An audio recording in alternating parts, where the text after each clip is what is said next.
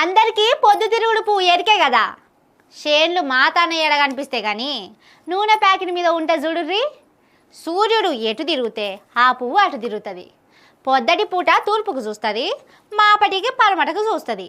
ఇగో ఈ మనిషి కూడా అట్లనే ఉన్నాడు. వారెవ్వా, వైపు తీరు మాట మార్చుట్లా మన ముఖ్యమంత్రి సార్తోని పోటీకి వస్తున్నాడు కడియం సారు. ఇప్పుడేమన్నాడో చూడుర్రి.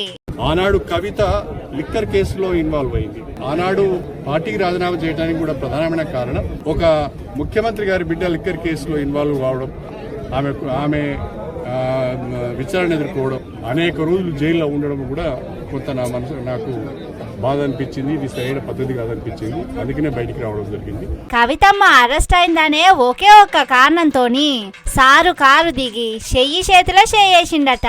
అరెరే, ఎంత కష్టం వచ్చేసారు, మనసులో ఎంత బాధపడ్డాడో, ఎంత అవమానమైందో. కానీ ఓట్ల కంటే ముందే లిక్కర్ కేసులో కవిత పేరు వచ్చింది. మరి అప్పుడు ఇంతగానం అవమానం అనిపించలే కావచ్చు. అదే కారు గుర్తు పట్టుకొని పోయి ఓట్లు వేయించుకున్నాడు.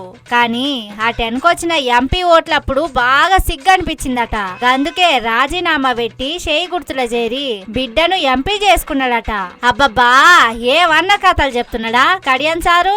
అంత మంచిగానే ఉన్నది. గాని నెల కిందట మీరు ఏ పార్టీలున్నారని అడిగితే ఏ పార్టీలుండాలనో గదే పార్టీలున్నానని చెప్పుకొచ్చిండు. ఆ పార్టీ పేరు చెప్పడానికి కూడా సిగ్గుపడ్డాడు. ఇప్పుడేమో ఈ ముచ్చట చెప్తున్నాడు. కానీ అసలు ముచ్చట ఏందంటే సుప్రీంకోర్టులో కేసు లాస్ట్ వచ్చింది. ఇంకో నెలలో 2 నెలల్లో ఎమ్మెల్యే కొలువు బోర్డు పక్కా అంటున్నారు. నిండా మునిగినాక సలేందని ఈ ముచ్చట బయట పెట్టిందంటున్నారు.